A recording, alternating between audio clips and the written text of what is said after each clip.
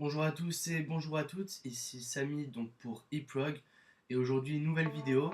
Donc on a pu voir juste dans les vidéos précédentes comment structurer sa page HTML, comment créer des paragraphes. Nous avons vu aussi les heading tags et aujourd'hui nous allons nous intéresser aux images et comment nous allons intégrer donc, des images à notre site internet. Mais tout de suite, le générique.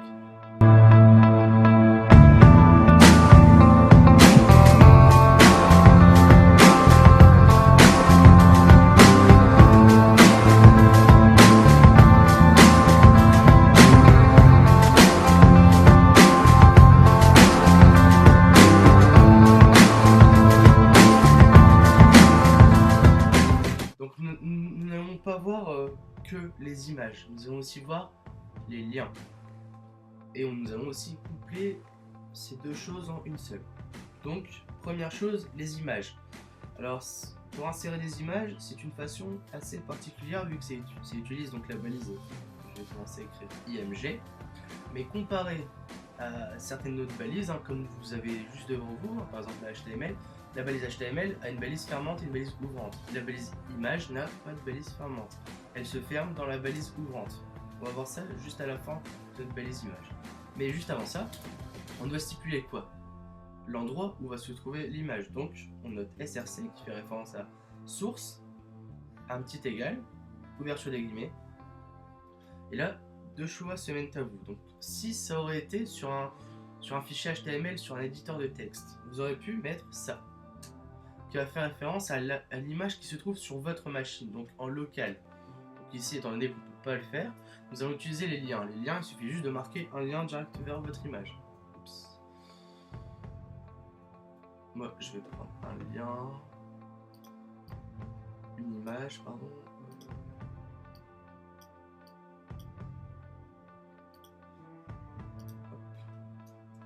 Je mets mon image, je referme les guillemets, et ici, donc la spécificité, c'est qu'il y a un petit slash, et on ferme le crochet.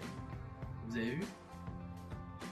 Il faut faire très attention. Donc, ça concerne toutes les balises où il n'y a rien à mettre entre les deux balises. Alors, vous voyez un peu. Donc run, normalement ça va me remettre exactement la même chose vu que je l'avais fait juste avant. Nous avons vu comment mettre des images, ce qui est déjà bien. Nous avons vu les paragraphes, nous avons vu la structure du squelette. Maintenant nous allons voir les liens. Donc le lien est stipulé par la balise A et qui fonctionne à peu près pareil que l'image, sauf qu'il y a une balise fermante. Alors, donc A, vous allez stipuler le lien qui va faire envoyer à votre mot cliqué, donc grâce à href. Et là, comme dans l'image, un petit égal, on ouvre les guillemets et on place notre lien. Donc moi je vais mettre par exemple google.fr et je referme ma balise. Et là donc vous allez écrire ce qui va apparaître sur le quoi où on va cliquer. Donc moi je vais mettre Google, hop, et je referme ma balise A. Donc techniquement mon lien Google doit être juste en dessous de eProg, donc l'image qu'on a mis.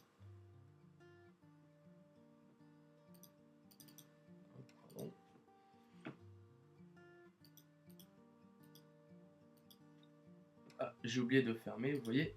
Il faut toujours bien regarder son code. J'ai oublié de fermer mon lien.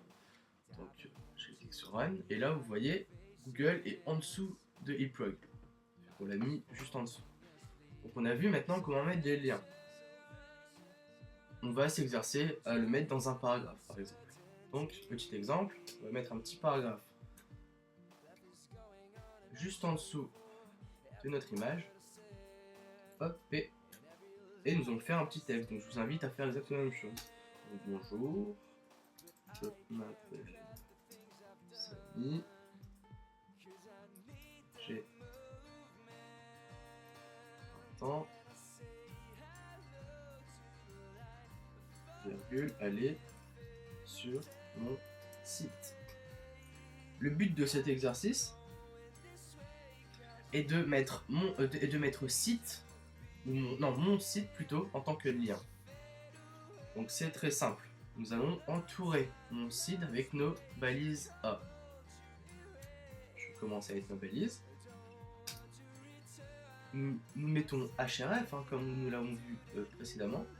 Un petit égal, on ouvre les guillemets comme dans l'image. On met notre lien. Hop.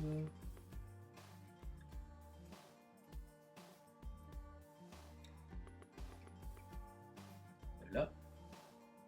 Nous fermons bien les guillemets et pas faire la même erreur que j'ai fait juste avant. On ferme la valise A. Et juste après mon site, qu'est-ce qu'on fait? On met notre balise fermante A. Et comme vous l'avez vu, hein, notre balise A est à l'intérieur de notre balise P. Un peu comme le title est à l'intérieur des balises head. Donc là maintenant je vais faire run. Et voilà, comme vous avez pu le voir, ici notre phrase qu'on a mis. Et ici mon site qui est maintenant devenu un lien. Alors, petite explication si ça vous trouve un peu, pourquoi c'est pas de la même couleur. Alors, comme vous l'avez peut-être vu sur Google, quand vous allez plusieurs fois sur un même lien, il devient violet. Alors là, c'est exactement la même chose. Voilà, c'était juste pour info. Donc là, on a vu comment mettre un paragraphe et insérer un lien dedans. Maintenant, nous allons conjuguer les liens et l'image pour en faire une seule chose. Alors, qu'est-ce qu'on va faire? Nous allons créer une image qui est cliquable, qui va envoyer vers un autre lien. Donc, je vais prendre cette image qui est là. Et un peu à la manière du A, je vais faire exactement la même chose. On va dire que ça, c'est notre texte. Et que ce texte, on veut le rendre cliquable. On va s'y prendre exactement de la même façon que ici. Nous allons copier la même formule qu'on a utilisée avec le A. Et juste après l'image, étant donné que voilà, ça fait exactement la même chose que notre lien, nous allons fermer notre balise A. Et ainsi, ça fera exactement la même structure qu'au niveau de notre paragraphe. Donc là, pour l'instant, voilà, il n'y a rien qui se passe au niveau de ma souris, c'est pas cliquable. Je clique sur Run. Et voilà, donc ça revient, comme vous pouvez le voir en bas à gauche, ça renvoie à mon lien que j'ai mis. Donc on a su faire en sorte que l'image soit cliquable. Et la structure que vous avez vue va se répéter énormément de fois. Quand on va voir par exemple les divs qui correspondent à des box, les UL et les OL qui vont correspondre aux listes ordonnées et désordonnées, quand on va voir ça, vous allez voir que c'est quasiment la même structure. Donc le cours est terminé. Merci de m'avoir écouté.